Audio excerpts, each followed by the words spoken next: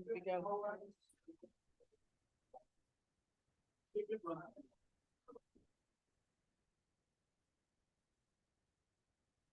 afternoon, everybody. Welcome to the House Environment and Transportation Committee. We have a packed afternoon. We are starting with two briefings, one on coal ash and one on the current status of the Conowingo Dam, and then we will follow that with bill hearings. For our briefing on coal ash, each panelist, or excuse me, set of panelists will get 10 minutes. So 10 minutes for the Maryland Department of Environment, 10 minutes for the Department of Natural Resources, and then 10 minutes for our friends at the Potomac River Waterkeepers Network and Waterkeepers Chesapeake. So with that, we look forward to getting an update on coal ash, and we'll start with the Maryland Department of Environment. Thank you for being here. Thank you. Good afternoon, everyone. Good afternoon, Chair Corman, Vice Chair Boyce, and members of the Environment and Transportation Committee. For the record, I'm Deputy Secretary Suzanne Dorsey, and on behalf of Secretary McElwain, I want to thank you for this opportunity.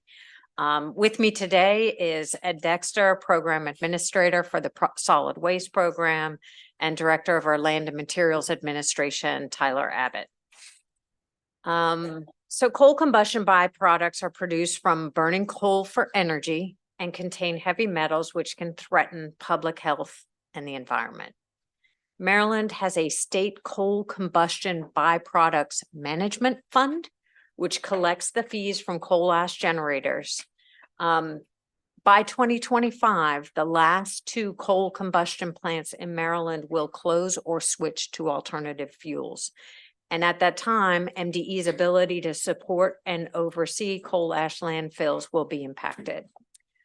So in response to this, the department has departmental legislation. The legislation intent is to provide steady revenues to the coal combustion byproducts management fund to allow our program to be sustainable, to monitor and provide enforcement for the protection of the environment and public health. So with that, I want to turn it over to Director Abbott to provide a little bit more background as it relates to coal combustion byproducts. Director Abbott? Sure.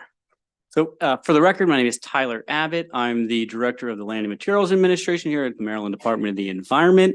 I'm looking forward to talking with you all today. So environmental concerns regarding coal ash. But first, what is fly ash from the coal process? So when coal is burned, you have the release of carbon into the atmosphere. So that carbon is burned off, and then you have a concentration of heavy metals that are left after the process, as well as some other ashes that are from the air filtration process that we have, the requirements that we have on our power generation facilities. And so all of that material is what we call the fly ash, and that's what the rest of the presentation will be about.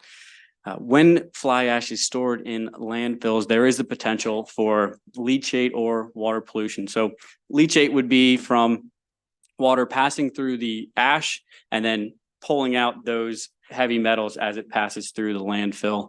And that's what the main environmental concern is. So there is a long history of how the regulations came about for coal ash. I won't get into this too much because I'm a little bit short on time already. But more or less, there are events that happen. Those events lead to further regulations. We have had events in Maryland, but the largest event that we've seen took place in North Carolina, which prompted heavier regulation from the federal government as well as the North Carolina government. And since then as well, we're looking at tighter regulations in Maryland that we actually have in the process currently. The current regulations. So state and federal regulations both set standards for coal ash landfills. These requirements are similar to those of other landfills where they require liners and leachate collection systems. They require caps once they are closed to make sure that that water is not entering and reducing the possibility for leachate to occur. You need groundwater monitoring systems so that we can see if leachate is occurring, if there's something wrong with the liner, that we're able to catch that problem and address it within the aquifer. We also make sure that there are erosion sediment controls in place so that as you have burned landfills, you don't have sediment running off everywhere and having contact water risk those streams that are surrounding it. And by other protective systems, all I mean too is, like in the transportation of coal ash to and from, the trucks need to be covered, and other worker safety items. So applicability and enforcement. So those federal regulations that I was talking about are self-implementing. So regulated landfills do need to adhere to the federal regulations as those are imposed. We also have separate regulations in Maryland regarding coal ash landfills, and they closely align with the federal government, and we're currently offering, we will be offering very shortly, amendments to our Maryland regulations so that we further strengthen those and bring them up to and past the federal levels. So phasing out coal, as you heard in the opening, it is seeming like we will have the end of coal-fired power plants in Maryland by 2025. Our fee in Maryland is generated by the amount of coal ash that is produced by facilities in Maryland. So once you have no more ash that's produced, then our fee no longer works. And so you'll see legislation from us, which I think we have a hearing here tomorrow. So I'll tell you all about that tomorrow. But it would shift from what's generated to what's remaining. And last point here. So there are 3 large landfills in the state. Those are all owned and operated by GenOn. There is a multidisciplinary consent order between MDE, non-governmental organizations, and GenOn regarding further investigation into these landfills. That research will prompt next steps to address those landfills. So this here, not going to touch on it too much, but as you look back through this presentation, because you were so interested in coal ash, the green is ash that has been beneficially reused or is being beneficially reused. What does that mean? So DNR is going to talk about it a little bit more, but it would be either used in concrete or used to address acid mine drainage. Your red is what we're billing for. So that would be your larger power plants that's not reusing the ash. And then the blue would be that they are under the regulatory threshold for our fee. Beneficial use. DNR is going to talk about it more, but just so you get a good picture of where we are, of the little over 700,000 tons of coal ash that's generated in Maryland, almost half of that was used to mitigate acid mine drainage. If you have questions and want to learn more about that, happy to answer those questions when the presentation is done. Also, we have another 40,000 tons that were beneficially reused by going into cement production. So funding, I did touch about it. I will save some time and not get into it too much more, but just touching on it again, this is very important to us to make sure that we have a sustainable program going into the future, and we want to make sure that we can, adequately regulate these landfills. And the EPA doesn't provide continuing funding for us, although they do continue to provide further and further regulations on the landfills. And so this is how we get by. And ongoing activities. So across all of our administrations, we have continuing compliance efforts for either coal ash or for those power facilities. So we have continuing compliance and continuing monitoring, the monitoring being either groundwater monitoring or air emission monitoring. And with those discharge permits I was telling you about, we have continual review and renewal of those permits so that we can ensure that water is not leaving the site. We publish a report every year on activities in Maryland, and the chart that I had added earlier is included. And we also expect a regulatory update from EPA in the very near future that will further put guidance on historic coal ash landfills. And we're working with EPA to understand a little bit more about what they're going to put out, but we're certainly looking forward to their proposed rules, which are self-implementing. So when those rules come out, those will be applied to landfills in Maryland, and then we will adopt regulations that would be, meeting that standard. And I went backwards. All righty. So that's the whole presentation. I'm glad I made it with a minute to spare. Ready for questions if we're doing questions now. Well done. We will do questions at the end of all of the panels. We'll just bring one person up from each department or each group at that time. Sure. So thank you so much. And we will move on to the Department Thank of you. Natural Resources.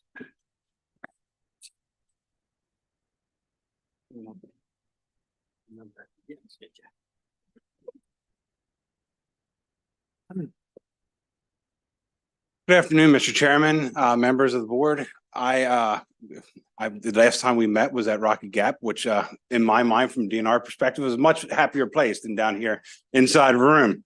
But I do bring you greetings and salutations from our Secretary, Josh Kurtz.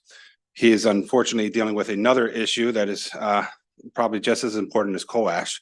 But thank you very much. So like our sister agency, MDE, we got involved with coal ash because we saw the potential and the problems associated with it. For DNR, you know, solid waste is not our thing. However, the Chesapeake Bay, the waters, the aquatic animals are. And this is a significant problem that deserves our attention. In the world, we always balance things with risk management when we talk about the potential of something happening and what would happen if something did happen. And in the coal ash world, likely the probabilities are lower for the spoil or the coal ash piles that are closed properly. And however, the risk is catastrophic. And we were talking about an entire section of river dying and various other groundwater impacts where people can't drink the water, or that groundwater, which we all seem to forget about once it goes in the ground, comes back out as base flow and streams that's affecting the aquatic life and various other things. So terribly important issue. So as Secretary Dorsey said, or Assistant Secretary Dorsey said, coal ash contains all these heavy metals. It also has something in it that we don't think too much about, and it's about a pH problem. So if you've ever mixed concrete, you come out and your hands are all red when you're done mixing concrete because you didn't pay attention and you didn't wear the gloves that you're supposed to wear and all that stuff. So that's a pH adjustment. If coal ash gets into rivers, the pH will flash very, very low and or actually very, very high, and will kill all the any animal in it. So we want to be careful of that. So in Maryland, we have 68 identified coal ash sites. There's about, we've got 23 numbers and MDE presented 22 numbers, but about 700,000 tons of ash are removed from Maryland, which is great. That means we're beneficially using them. However, there's also over 9,500 acres currently impacted by past mining practice, coal mining practices in Maryland. And historically, we've had over 100 coal-fired power plants in Chesapeake Bay. So I'm sorry, I'm switching on you from Maryland to the Chesapeake Bay watershed. So over 100 coal plants in Chesapeake Bay watershed. And that means approximately, and this number is wrong, 200 million tons of ash. So 200 million tons of ash in Maryland is approximately 50 million tons of ash for that number. To put that in perspective, because I know all of you want to know how much 50 million tons of ash is, use the Ravens stadiums, Ravens football field, including end zones, and it's a pile that is 10.3 miles high.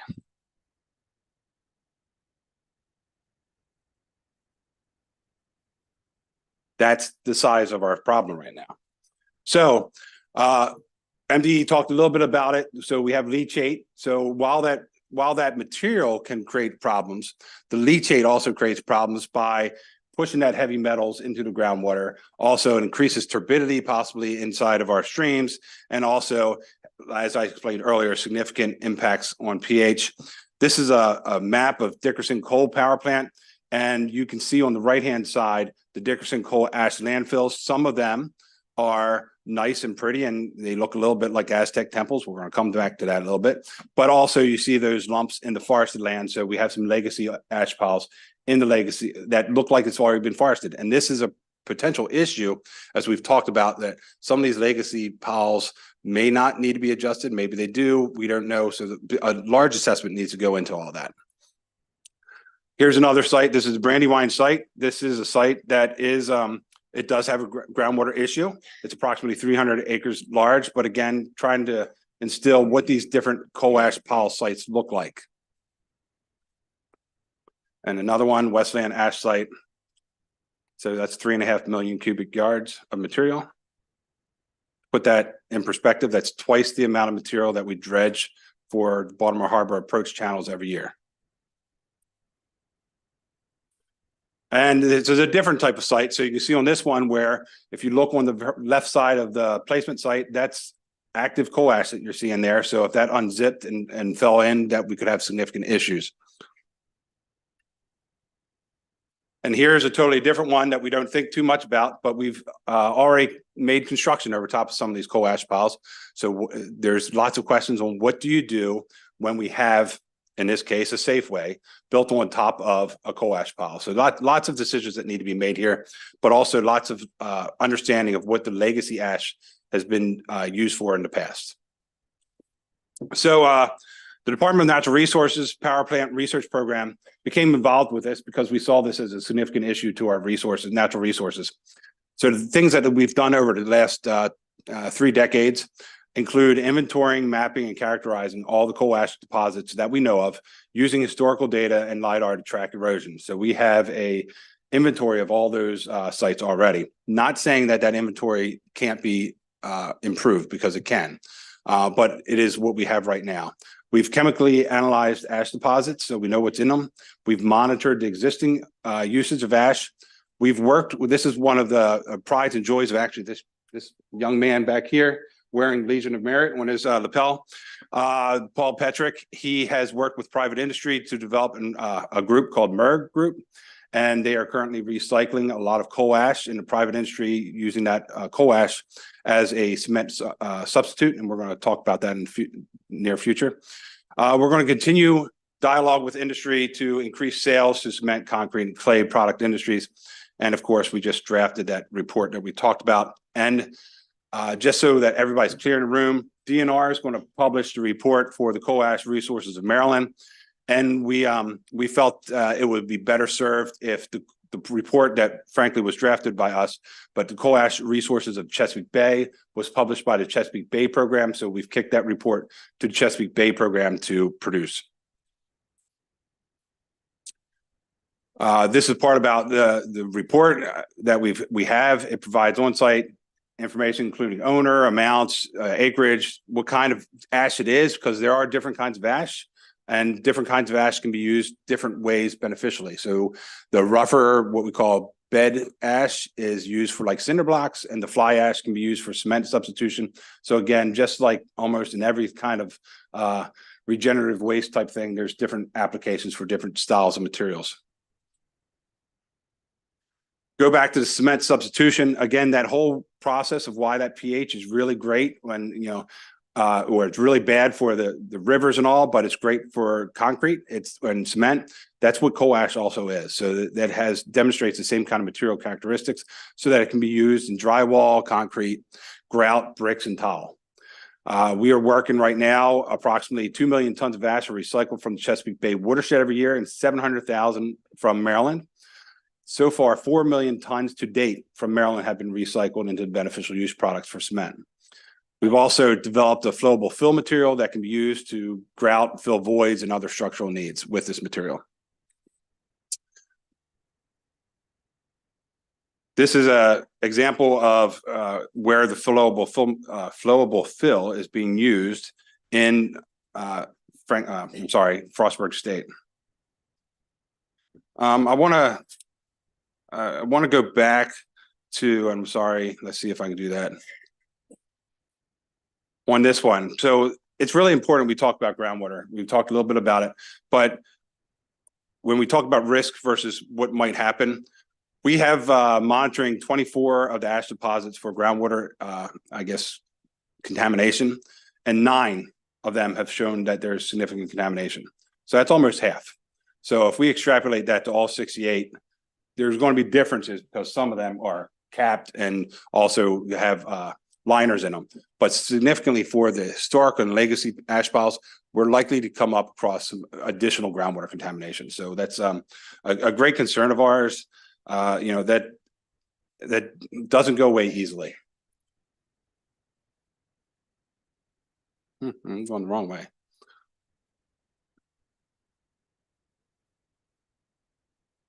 So now that we've talked about what we have done, let's talk about what we plan to do. And again, DNR PPRP has a fund for scientific studies. It's approximately $1 million, and it's used for all sorts of different things, from solar cell degradation to battery systems for energy to renewable energy, planning for the future. And one of these items that we also use it for is coal ash cement coal ash studies.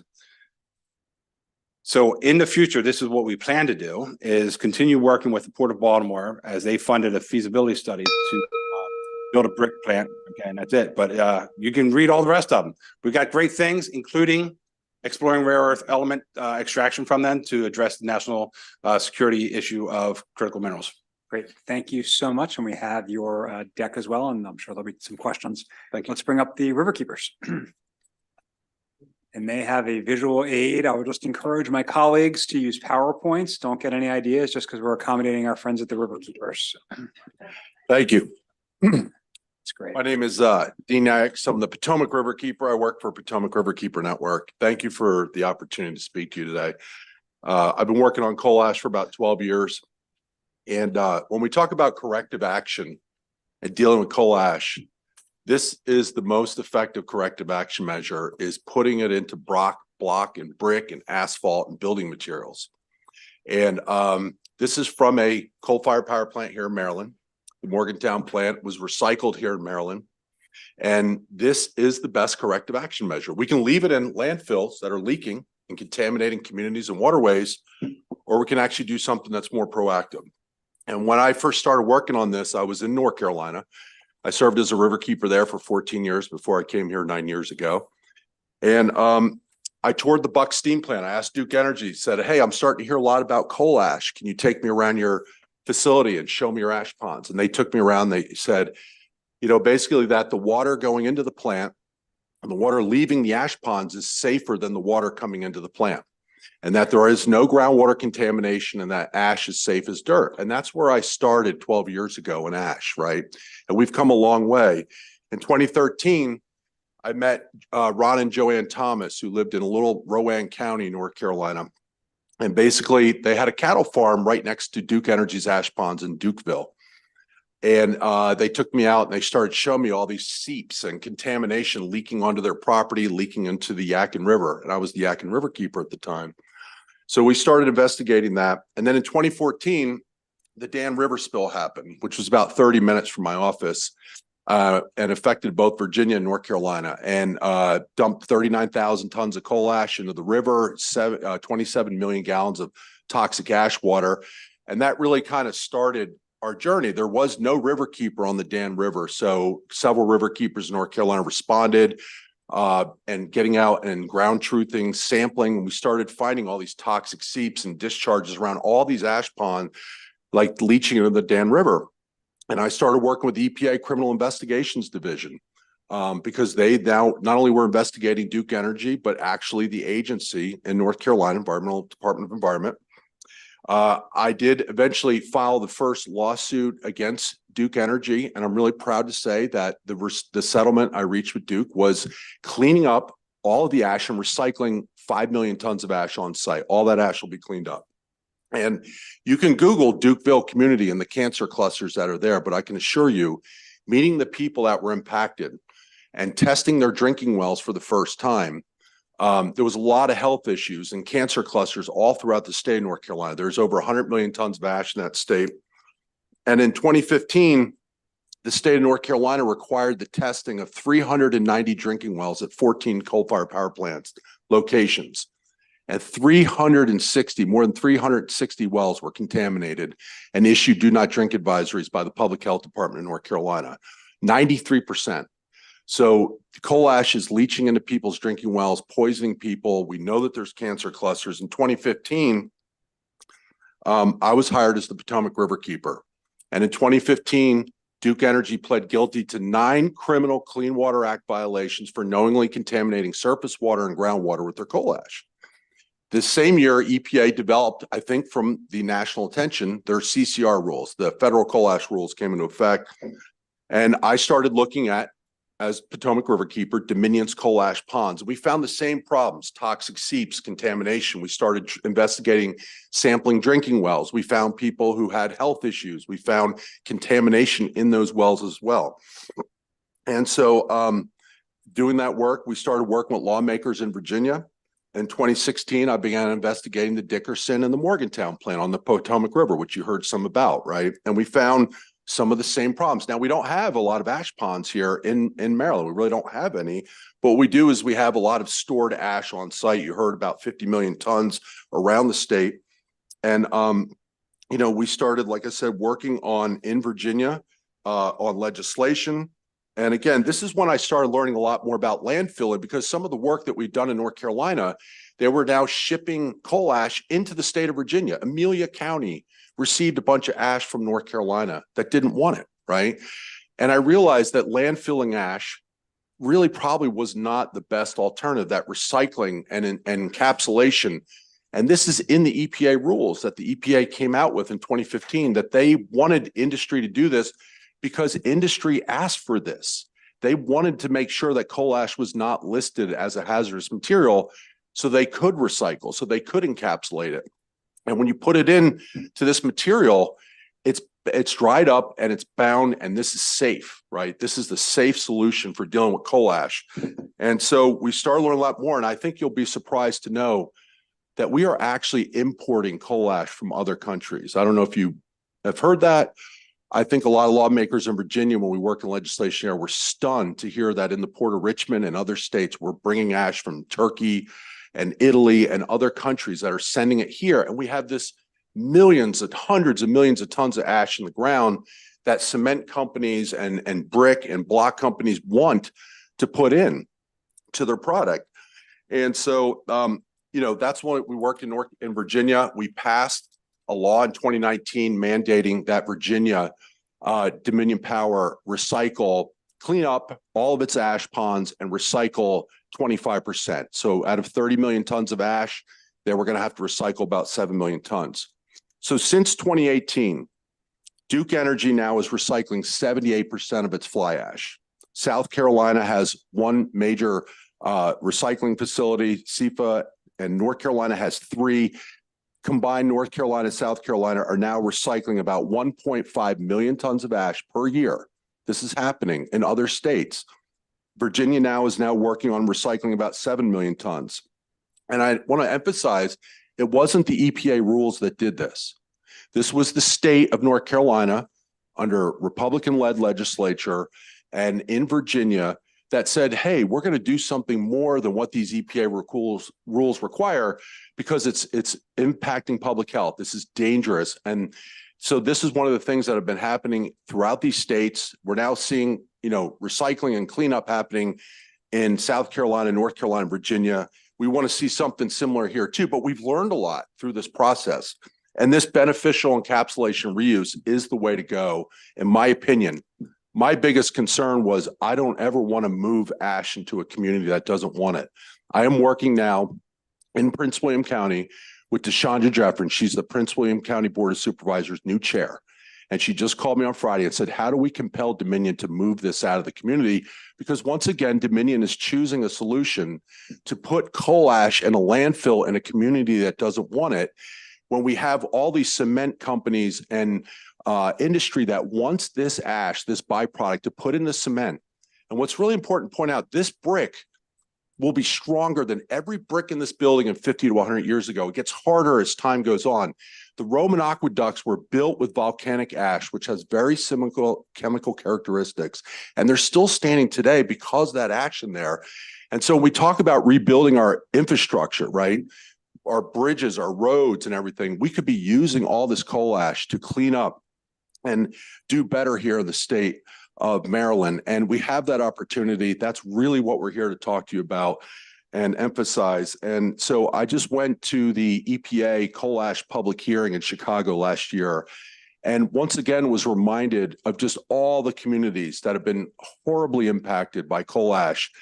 And unlike an oil spill or nuclear waste where you can't put it anywhere, nobody wants it, there's really nothing you can do about it, coal ash, there's actually a viable solution for, encapsulation and reuse. And I told EPA flat out, I felt like you have it in your rules. Why aren't you enforcing this? Thankfully, EPA just this year, or in 2023, elevated coal ash to their #1 environmental enforcement priority of the agency, because they're realizing these states are doing it wrong. They're not doing what's needed. And these utility companies are not being held accountable to actually clean up their waste in a meaningful way and recycle and encapsulate it, at least in the way that the rules intended. So this is why states, and EPA has said this, that basically the rules that they created, and even the ones that are hopefully going to come out soon, are a minimal threshold that states are encouraged to do better. And we're seeing that across the board. But I can tell you, everyone I've dealt with, every utility I've dealt with, Duke Energy and Dominion, we had to drag them kind of kicking and screaming. And I think there's just a real opportunity here to deal with this problem. And if you look at this map right here, all these pins are in Prince George's, Charles County, Baltimore County, communities of color, right? This is where they decide to landfill all this ash and put it there. And we have an opportunity to clean up and improve the health of these communities and remove this ash and recycle it. So thank you for the opportunity today. I appreciate it. Thank you so much. Stay right there. And let's bring up a rep from MDE and a representative from the Department of Natural Resources, just for purposes of facilitating questions. And the first question is for Delegate Love. Thank you, Mr. Chair. This is either for Director Ort or Director Abbott. So you all talked a little bit about some of the contamination that has come out of these. What sort of remediation are you all doing to make sure that our waterways aren't contaminated? You talk about me? Sorry, look at you like it was Richard. So, yeah, should probably turn it over to Ed. Do you want to talk about remediation? Sure. You'll do it better than me. Well, there's a number of things going on. It's a very large program, and several parts of MDE are engaged in different activities. For example, the 3 large GenOn landfills, parts of them are lined, but many of them are historical large piles of ash that have impacted the groundwater, as you've already heard. Among the things that are being done, we have a large consent order that has them first assess the groundwater impact, and then as part of that, determine what the best remedial technique is for them. The original consent order required them to cap it, which is basically put an umbrella over the thing so that any incident rainwater is diverted while it's still clean before it can soak in and contaminate the groundwater. We changed that a couple, 3-4 years ago to allow them to excavate those landfills as their remedial option. And in fact, Dickerson, they've done so. They removed at least one of the cells. I don't honestly know today what the current status is, but they take it out and take it to a cement plant where it gets reburned and contributes to the quality of the cement, as you heard. Other things, you saw a picture of the Safeway. That is an older pit in a sand and gravel pit in the Crofton area. As part of the closure of that facility, they integrated the parking lot and the building itself to make that cap over the top of it. Other things, some are still being assessed. There's groundwater pump and treat at one of the other sites in the Crofton area, where basically, okay, we had a release, some wells got contaminated, so literally install pumping wells that extract the contaminated groundwater before it can continue to migrate down gradient. And that's usually done in association with a cap so that you minimize the amount of water moving down through the ash. And in Western Maryland, some of the ash, there's, as was mentioned already, there's different classifications of coal ash. The kind that's generated around here is class F, which is not that alkaline. It can be used in cement because you add limestone to the cement. Class C is being produced by the Warrior Run facility out in Western Maryland. It's a smaller plant, and as part of that, to mitigate the acid gases that are produced when pyrite and other sulfur-containing minerals that are present naturally in the coal are burned, they oxidize form sulfates and become acidic. So to mitigate that, they add limestone with the coal, quite a lot. So in essence, that's the cement making process. You burn, literally really overheat limestone to drive off water and cause it to become cementitious. So by doing that in the high temperatures of the coal burning furnace, what comes out is very highly alkaline. And that is, it's been mentioned that it's placed in coal mines to mitigate acid mine drainage. It's not put in one big landfill like deposit where it's all fly ash. Instead, they take the overburden, which contains iron and sulfur bearing minerals that can cause acid mine drainage as it oxidizes. You put it in layers in with the overburden. And as the water naturally filters down through that and does generate sulfuric acid, it encounters the highly alkaline layers, and that is mitigated. I don't know, you guys want to add anything to that? Not really. DNR is not really in the remediation business. We're more into scientific and how it impacts natural resources. So certainly whatever MDE is doing, the only, if you want to call it remediation, is the reuse of the coal ash that we're working with. Yeah, I fully agree with reuse is very valuable and the way to go. Great. Delegate Lehman. Thank you, Mr. Chairman, and thank you for the presentation. So this question is for MDE. So about 2 years ago, there was a report published by two nonprofits, Earth Justice and the Environmental Integrity Project, that found that 91% of coal ash sites, and this is nationwide, weren't in compliance with those 2015 EPA regs we heard about. The report also did note several sites in Maryland where there's actual contamination. The only one I heard mentioned today was Brandywine in southern Prince George's County, which, by the way, is the second worst such site in the country. What others are you aware of that are actually causing either groundwater or surface water contaminations, and what have you done about it? Among, just for example, all three of the Gen-On landfills that are under our consent order all have groundwater impacts associated with the historical areas. Two of them have modern liners in the last cells that they operated, but all the historic ash was in unlined cells, and they have all impacted groundwater. One of the major goals of the consent order is to have them investigate that, and that's been in process, and then to determine the best way to mitigate that.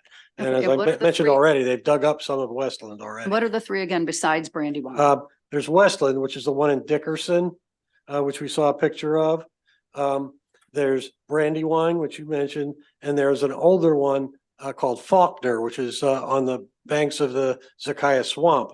And that one closed earlier and has a leachate collection system of sorts, but didn't have the same kind of liner that the other ones put in while they were still operating. And those are all under investigation. And, I think the best solution would be to excavate them and get rid of them. And that certainly, as I mentioned, we put in the consent order recently so that Gen-On has that option to do that.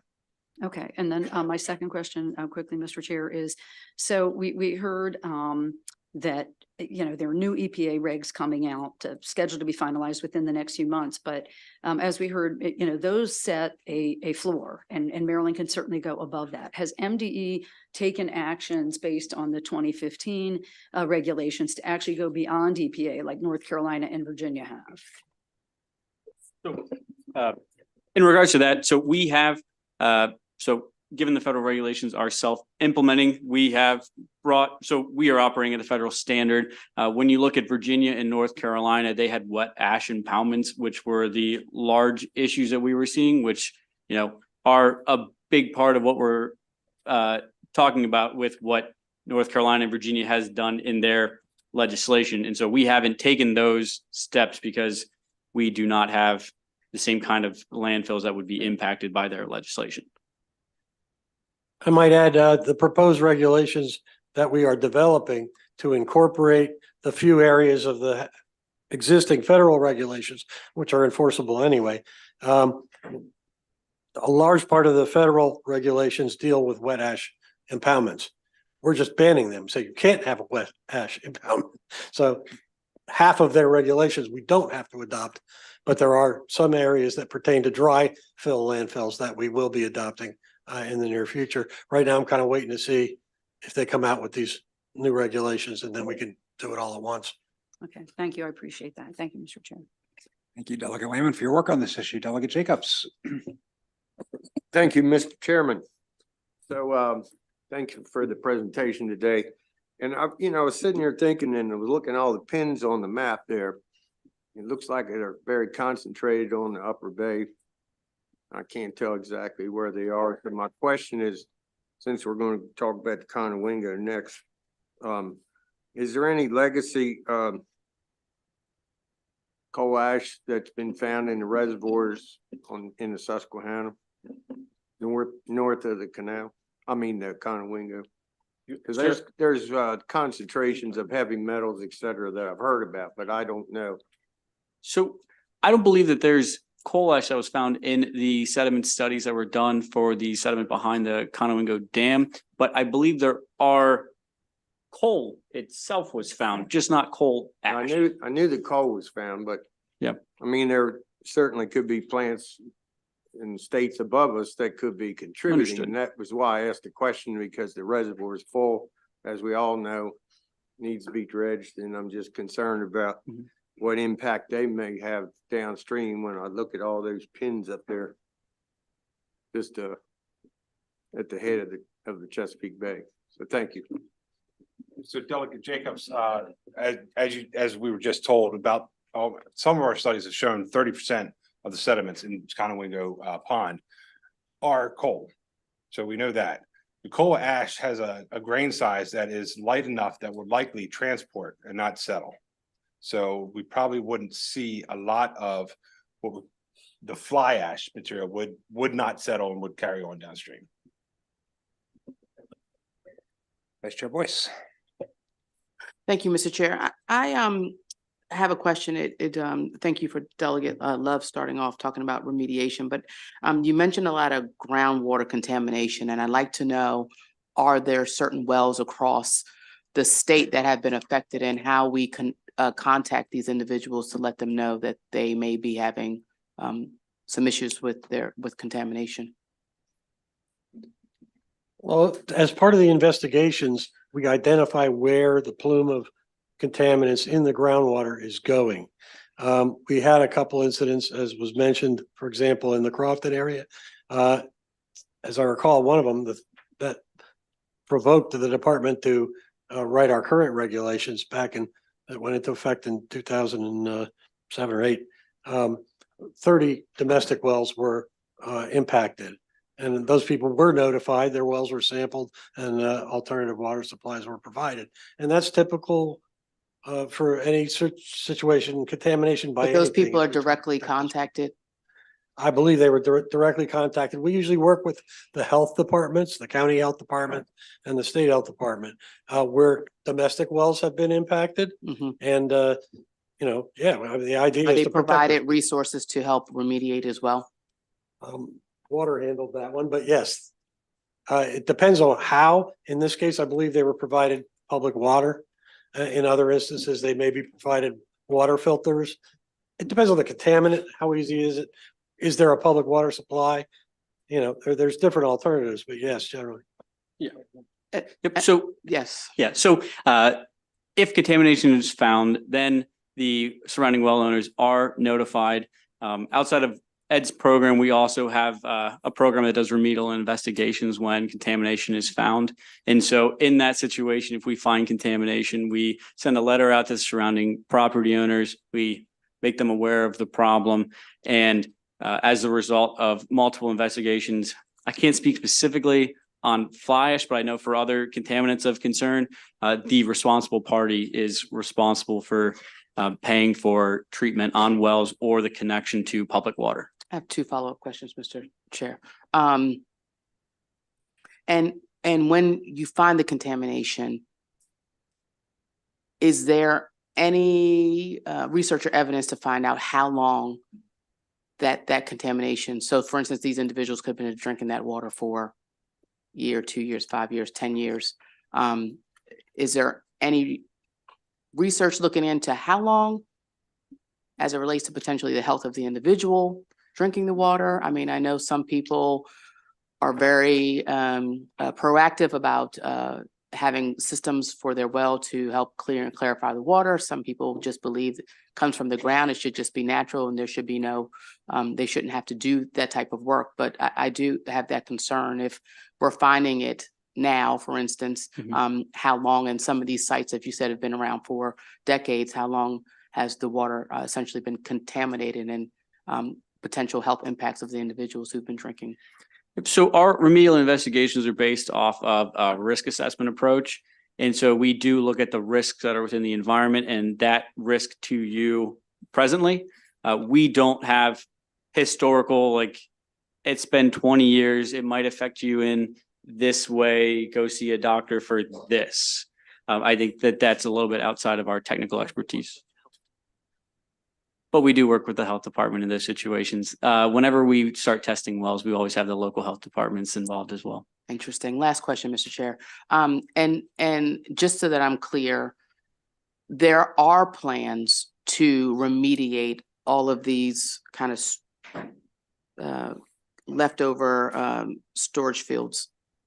Are there plans to remediate those fields at all, or leave them as is, continue to test and potentially line if they're online and then build over them? Or is there, I mean, we've been talking a lot about reuse of the materials. Is there a plan to go through all of these kind of storage fields and remediate and use all of it and clear them out, or no? So I will say no, presently there is not a plan to address every single coal ash site in Maryland.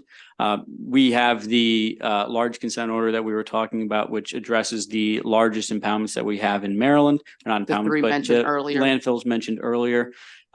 As part of the consent decree, the three parties will work on a viable solution to what the investigation comes up with. I think that this process has also given us a lot of great information and, start up future collaborations as well with DNR and the river Start working keepers. on the rest of them. We will. Yeah, thank you. I would just like to quickly weigh in on that. I mean, basically, when I started working in Virginia, the director of Virginia DEQ told me, we came up with these ideas about how to deal with this problem. He said, listen, if the Virginia legislature mandates it, I'll do it. But right now, I have to work under these very limited EPA regulations. And I think in fairness to MDE and other agencies, they really need the state to step up and pass a law that requires this. And this is why we're saying we can leave these leaking. All of these landfills are leaking. And we know that wells are being impacted right across the river in Virginia. We still have people on bottled water. We had to pass legislation just last year making Dominion provide an alternative water supply. So we haven't done the investigation here, but I think if we're going to do this, MDE really needs support from the legislature to go above and beyond the current rules that are in place. And that's been a real challenge in North Carolina and all these other states that are now cleaning up ash all over the country. And I do just want to make it very clear that the situations that are being discussed by Dean, I don't want to say anything bad about those situations, but I just want to make it very clear they are not in Maryland. Like the issues that he is discussing, I'm not saying that those issues don't exist. Guys, we're not having debate society. Well, I just want to make it Thank you. clear for the record. Thank you. Thank you. Delegate Ruth. Thank you, Mr. Chair.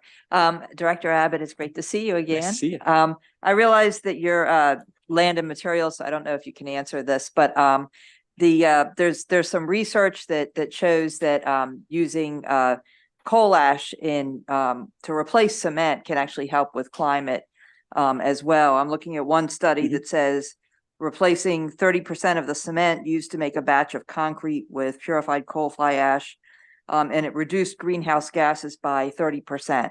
And so I'm just wondering if MDE is looking at this as a strategy in your climate goals as well as the other environmental.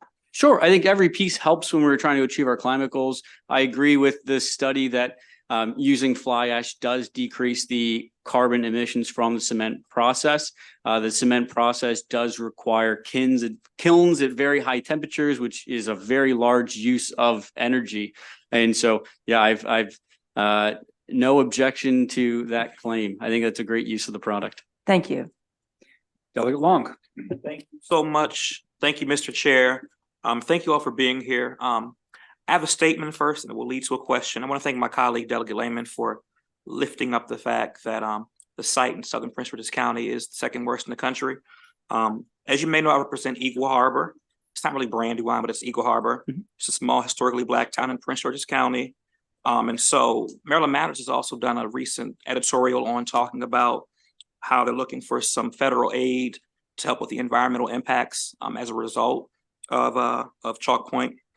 So I want to ask, number one, what, if any, outreach has been made to speak with the community and the town leaders and to include them in the conversation?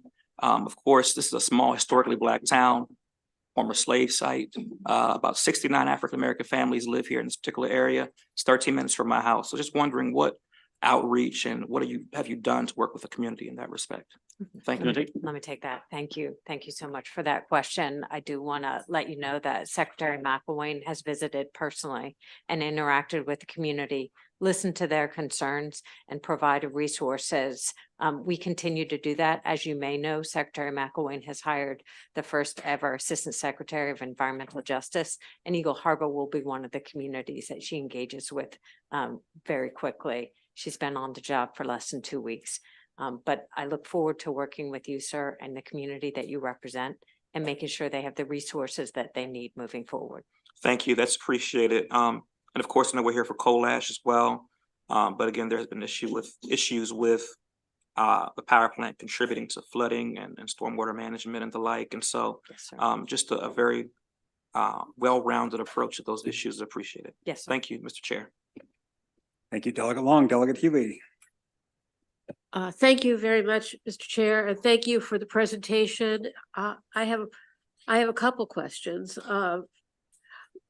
And just a little bit of background. I grew up in Scranton, Pennsylvania, where coal ash was used on the streets in the snow to keep for traction, and wet coal ash was pumped into the mines to put out mine fires underneath the cities in northeastern Pennsylvania. So I think we've come a long way since those days. But what I want to understand, all this discussion about the environmental benefits of reusing these, what is the economics of this process? Is it something that businesses would be interested in, that there are entrepreneurs that would want to take and use this and create a business plan for it? Are there successful businesses doing this conversion now? Do you know? I can tell you the answer is yes. There is an economic benefit for it. As I said earlier, Paul helped create the MERG group, which is a Maryland Environmental Recycling Group, I believe. And they have active contracts with cement plants and with brick companies, and they actually have active contracts with Canadian groups, so it's multinational, for selling coal ash for the beneficial use for various products. So there is a economic market for it. So that leads to the next question along the same line, which is just a follow-up, which is just, why would the utilities that have this valuable resource not be interested in selling it or turning it into something that they can make money from? I can't answer that question. We have been successful with getting people to sell the ash. Okay. So That's good to know. And the last question I have is about the beneficial use on the mine asset, because I heard a little bit of that. That was very interesting. Is that a serious problem in Maryland where you have mine asset and this needs to be used for it? Yep. So acid mine drainage is a relatively large problem out in Western Maryland. So the federal government has recognized this too. And so we actually, for the next 13 years, so 15 years total, we receive $8 million a year to address mine reclamation and acid mine drainage. The program is going very well. That's also under the Land and Materials Administration. And I've been very happy to have, double the funding as we historically have from the federal government. But yes, we truly think that with the amount of money that's coming from the federal government, we will be able to address almost every site over the next 13 years. Okay, and the last aspect of that, in the past, I know that there used to be acid mine drainage into the Susquehanna River. Has that been addressed? We had some discussion earlier about the Susquehanna and flowing into Chesapeake Bay. So that is outside of Maryland. So I am not positive. Does anybody have the ability to? I mean, we can't comment specifically, ma'am, but we do know that. There is acid mine drainage in coal ash ponds and coal ash sites up on the Susquehanna River. I know that for a fact.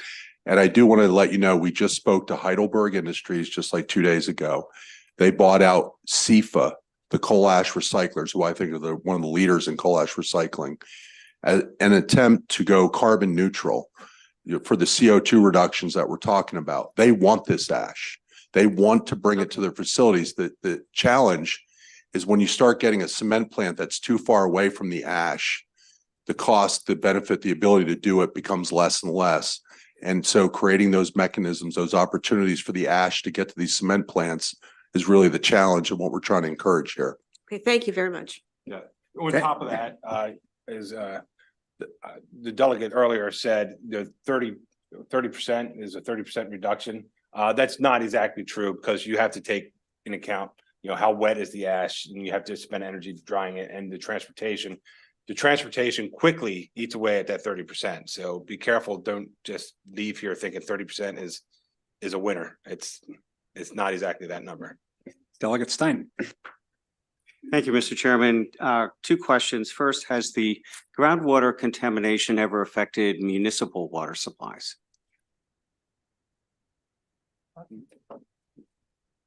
Not that we're aware of from the water director sitting behind me. Okay.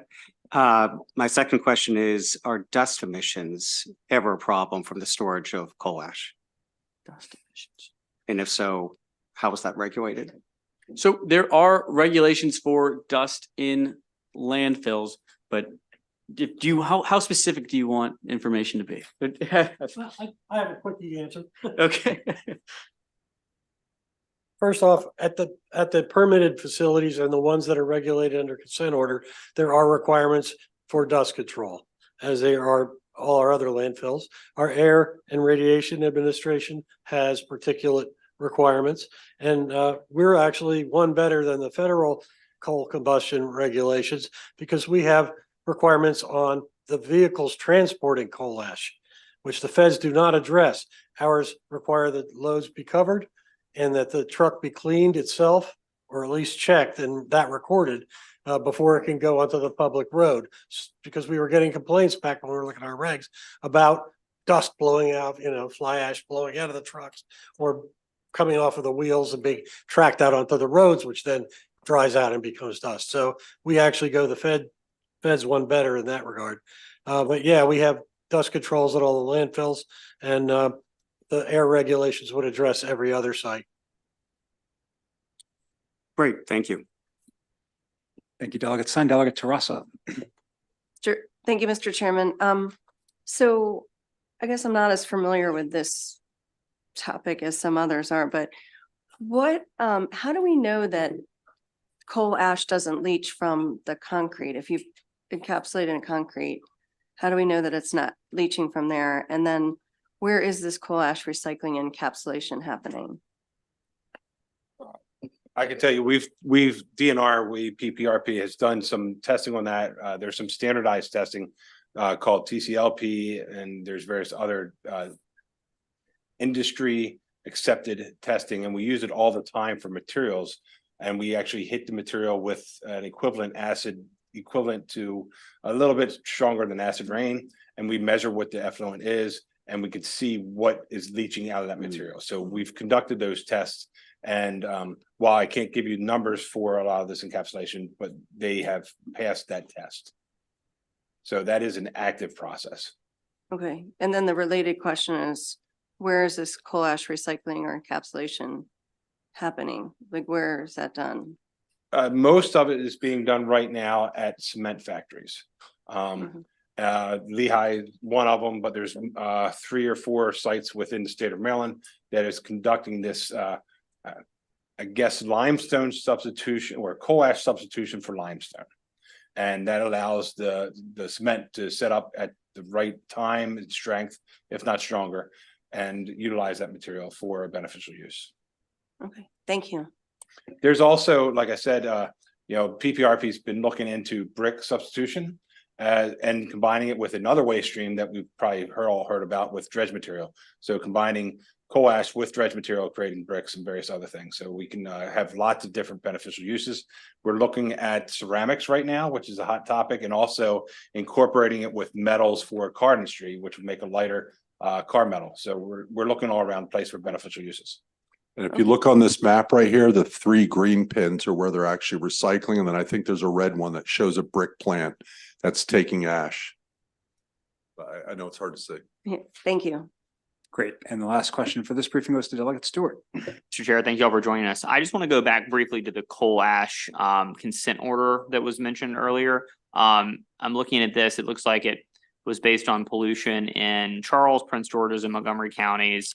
Genon Mid-Atlantic had to pay a civil penalty of 1.9 million to MD. They paid that, right? I assume. And they were required to do some cleanup. Have they done the cleanup? So yes, they did pay the fee. I believe that the cleanup is ongoing, so there is no completion report. They're still assessing those sites. They're further along. They're further along at the one in Charles County. And the one in PG and the one in Montgomery County are still in progress. So they paid, but they haven't finished the cleanup. They're in Correct. progress. And when was that consent order issued? 19? Yeah, more than 10 years ago, but Oh, part of our remediation is based on the extent and speed of migration of the groundwater. Where is it going? That way you can plan the appropriate response. Groundwater flows very slowly in most environments, a foot a year, couple feet a year, some 10 feet, some a half a foot. So it takes a while to sample multiple wells over the, you got seasonal variation in the water table. It's kind of complex. I'm a hydrogeologist. Yeah, no, I get that it's a complex process, but just to be clear, so there was a consent order filed in federal court. MDE filed a consent order Yep. in federal court against a utility company. And the consent order basically said they had to pay, they paid. They had to do a cleanup Yes. and in 3 counties. And it's been more than 10 years since that consent order was done, and they have not finished the cleanup. Correct. Okay, thanks. Thank you, Delegate Stewart. Thank you all for being here and for sharing a Thank you. panel and for the engaging Q&A. We will now turn, colleagues, to our briefing on the Conowingo Dam. So the Maryland Department of Environment will stick with us. And I just want to flag for my colleagues that our friends at the department need to be over in the Senate in about a little less than 30 minutes, and we want to make sure they are not late. So with that, let me turn it over to the department.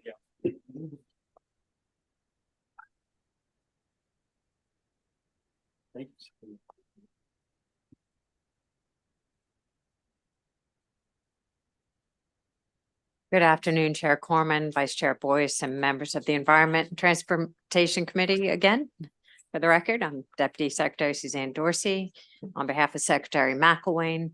And I want to thank you for the opportunity, along with my colleague, Director of the Water and Science Administration, Lee Curry, to provide you with updates about the Conowingo Dam. I do want to clarify that we continue to work with the water keepers Chesapeake and Constellation Energy to find common ground regarding the water quality certification. The department's stance is simple: clean water for all Marylanders. A revitalized Chesapeake Bay for all Marylanders is a top priority.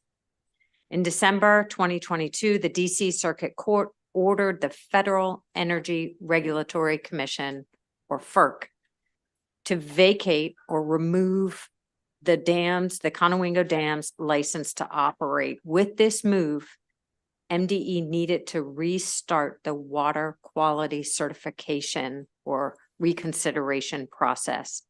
So water quality certification is a set of water quality conditions put forward by a state to a federal agency in order to protect our waterways in our state. In this case, it's put forward by Maryland for a federal license, the license to operate the dam. The reconsideration of the 2018 water quality certification is really important and critical to the health and success of the Chesapeake Bay restoration. So the Conowingo Dam water quality cert is currently undergoing reconsideration, and we're bringing in new information, new scientific information from our department, from sister agencies. But importantly, we've also included a public information process. That public solicitation has garnered information from a number of expert NGOs, but from expert members of Maryland's public as well. Right now, staff are working to implement a mediation process with the parties that litigated the water quality certification. And that mediation process includes the new information that we've been able to gather to inform the reconsideration process. Our hope is that the mediation will result in a durable water quality cert that provides timely and robust water quality and ecological improvements rather than a protracted and uncertain litigation pathway. The Conowingo Dam Watershed Implementation, or WIP, requires Maryland to support increased nutrient reductions behind the dam. We've worked with our partners at the Susquehanna River Basin Commission, SRBC, to implement a pay-for-success strategy. Some of you may have heard during the Chesapeake Bay overview that the Caesar report, a report by scientists, really prioritized the use of this pay-for-success to implement nutrient reductions. So we implemented a pay-for-success strategy for increasing upstream nutrient reductions. And the application period recently ended. Now, I don't have a full analysis of all the applications, but I do want to give you some high-level information about the results of that pay for success application period. 19 applications were submitted. We consider this to be a huge success. Initial estimates were 5. So we feel pretty good about the 19 application. Another highlight is that the majority of these applications were cited in the Maryland portion of the Susquehanna River watershed. So we're excited about that as Marylanders. A variety of different nutrient reduction practices were considered in all of these applications. If all of them were funded, which they will not be in this cycle, we would meet and overachieve our TMDL, or our pollution diet for the Conowingo WIP for several years forward. So we're excited about all of that in association with our Pay for Success program to deal with the pollution caused by the sediment trapping of the dam. Dredging is an important solution.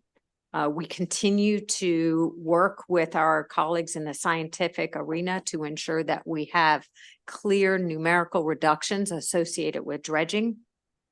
The department is supporting new technical tools to help our federal partners and Maryland develop clear policies, guidance, and direct funding to continue to protect the bay using dredging and the beneficial reuse that you've heard already today, to ensure that we continue the restoration progress we've made so far. So Director Curry and I are happy to answer any additional questions that you may have. Thank you very much. Questions, colleagues? Delegate Jacobs? I thought I should ask one anyway. Thank you, Mr. Chairman. So in the beginning, you talked about the water quality for all Marylanders, et cetera, yada, yada. I'm glad to hear all that. So in the original agreement, the water quality certificate was waived.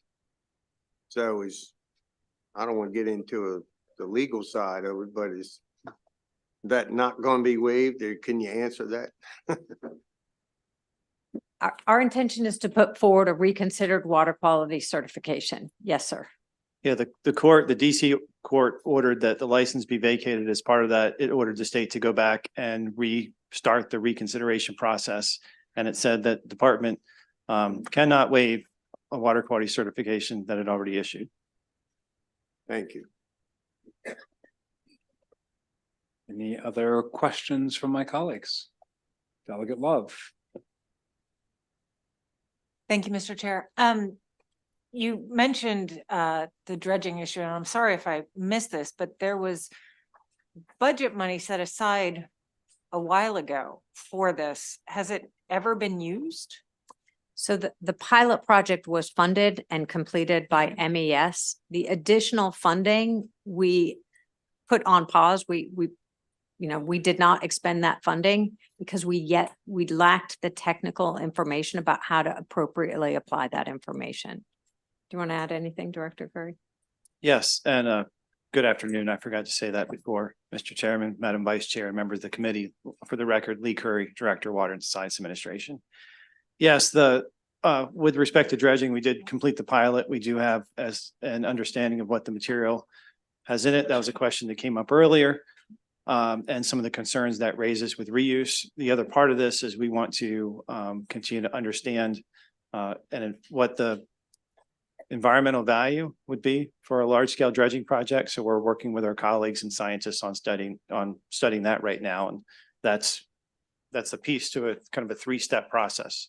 Understand the material, really understand the science related to what it would accomplish, and then that will lead to a decision related to a larger project. Thank you, Mr. Chair. Great. I do not see, oh, there he is. Delegate Jacobs, second bite at the apple. I just want to double dip a little bit if I could. So in recent years, they said that there was no capacity in the reservoir, no holding capacity. So basically, whenever there's a rain event or any event, it's just scouring and going through. Is that correct? Yeah, the sediment that's filled in behind the Conowingo Dam has fundamentally changed the timing and delivery of pollution when it comes to storm events. So your point is accurate that during a large rainfall event, there could be more scour and. But you really pollution being don't moved have downstream. any capacity for additional sediment. Correct. Yes. So in this month of December, we've had some major storm events, and I understand there have been like 12, 13 gates open pretty often, which is, I would assume that's creating some scouring, pretty serious scouring. Would you agree with that? I'd have to go back and look at what those flows are. It could create additional scour, and the reservoir has less trapping capacity than it did in the past. But we don't have any trapping capacity. Over the long term, yes. Okay. I just need to caveat that. Thank On you. any given day, it could trap and then scour, but over the So, long term, no further The reason I capacity. asked that, because, we've been having some pretty sizable rain events, and if we have a big kind of major storm, we have no trapping capacity for sediment is really what I'm leading to. Isn't that true? I think you're accurately describing a risk. Thank you. Great. Delegate Stein. Just one follow-up concerning the CWIP financing plan. I mean, most of it does entail work being done by Pennsylvania. Do you think that that's still realistic, given the fact that Pennsylvania is behind on its 2025 TMDL goals? I will let me stick to the Pay for Success program. Pennsylvania and Penvest is very interested, is paying close attention, has attempted their own effort at the Pay for Success.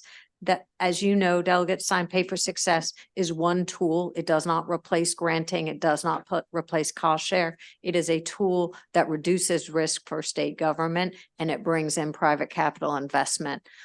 So I know that Pennsylvania is paying close attention, is working. We've had several meetings with them about this tool. I am hopeful that this may be something that allows them to implement more pollution reduction practices in Pennsylvania moving forward. Great. All right. Well, thank you. That concludes our briefing. Colleagues, we're going to take a 5-minute break before we turn two bill hearings. So we will be back, we'll say 6 minutes at 2:20. So stretch your legs, get a cup of coffee and be back in your seats at 2:20. Thank you.